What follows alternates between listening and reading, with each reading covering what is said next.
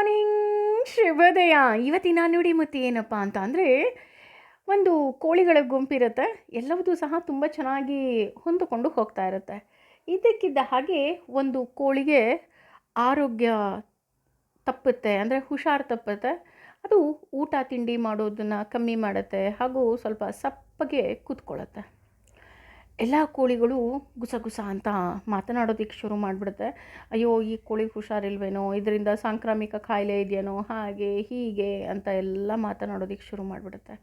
ಆ ಕೋಳಿಗೆ ಹೌದಾ, ನನ್ನಿಂದ ಇವರಿಗೆಲ್ಲ ತೊಂದರೆ ಆಗ್ತಿದೆಯಾ, ನನ್ನಿಂದ ತೊಂದರೆ ಆಗಬಾರ್ದು ಅಂತ ಏನು ಮಾಡುತ್ತೆ, ದೂರ ಇರುತ್ತೆ, ಆದರೂ ಬಹಳ ದೂರದ ಕಾಡಿನಲ್ಲಿ ಒಂದು ಗುಹೆಯೊಳಗೆ ಕೂತ್ಕೊಂಡ್ಬಿಡುತ್ತೆ.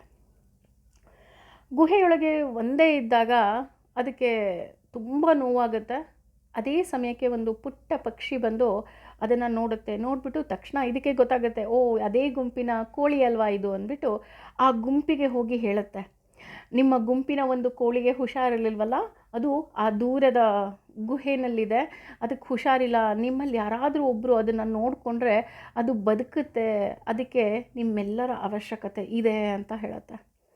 ಆಗ ಒಂದು ಕೋಳಿ ಹೇಳುತ್ತೆ, ಇಲ್ಲ, ನಾನು ನಿಜವಾಗ್ಲೂ ತುಂಬ ಬ್ಯುಸಿ ಇದ್ದೀನಿ, ನನ್ನ ಕೈಲಿ ಆಗೋದೇ ಇಲ್ಲ ಅಂತ ಒಂದು ಕೋಳಿ ಹೇಳಿದ್ರೆ, ಇನ್ನೊಂದು ಕೋಳಿ, ಇಲ್ಲಪ್ಪ, ನನಗೆ ಮಕ್ಕಳನ್ನ ನೋಡ್ಕೋಬೇಕು, ಮಕ್ಕಳನ್ನ ನೋಡ್ಕೊಳ್ಳೋದು ಬಿಟ್ಟು ಬರೋದಕ್ಕಾಗೋದೇ ಇಲ್ಲ ಅಂತ ಇನ್ನೊಂದು ಕೋಳಿ ಹೇಳುತ್ತೆ. ಮತ್ತೊಂದು ಕೋಳಿ, ಇಲ್ಲಪ್ಪ, ನನಗೂ ಎಲ್ಲರೂ ಸಾಂಕ್ರಾಮಿಕ ಕಾಯಿಲೆ ಬಂದುಬಿಟ್ರೆ ಅಂತ ಹೆದರ್ಕೊಳ್ಳುತ್ತೆ. ಹೀಗೆ ಒಂದೊಂದು ಕೋಳಿಗಳು ಒಂದೊಂದು ನೆಪವನ್ನು ಹೇಳುತ್ತೆ. ಅದು ಮತ್ತೆ ಆ ಕೋಳಿಯನ್ನು ನೋಡೋದಕ್ಕೆ ಹೋಗೋ ಅಷ್ಟೊತ್ತಿಗೆ ಆ ಕೋಳಿ ತನ್ನ ಕೊನೆಯ ಉಸಿರನ್ನು ಎಳೆದ್ಬಿಟ್ಟಿರುತ್ತೆ. ಈ ಪಕ್ಷಿಗೆ ತುಂಬ ಬೇಜಾರಾಗುತ್ತೆ.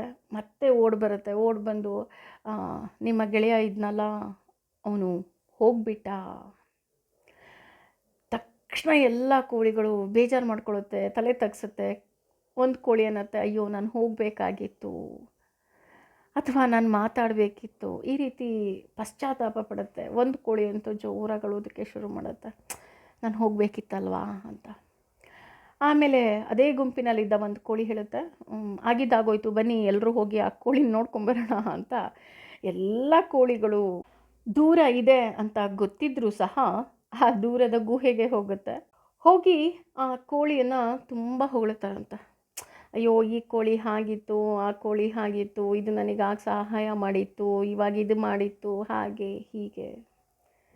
ಇದರ ಅರ್ಥ ಏನಪ್ಪ ಅಂತ ಅಂದರೆ, ಪ್ರಪಂಚದಲ್ಲಿ ತುಂಬ ಒಳ್ಳೆಯ ವ್ಯಕ್ತಿ ಅಂತ ಯಾರಾದರೂ ಇದ್ದರೆ ಅದು ಇಬ್ಬರೇ ಕಣ್ರಿ. ಒಂದು, ಇನ್ನು ಯಾರು ಹುಟ್ಟಿಲ್ವೋ ಅವರು, ಇನ್ನೊಂದು ಯಾರು ಹೋಗಿಬಿಟ್ಟಿದ್ದಾರೋ ಅವರು.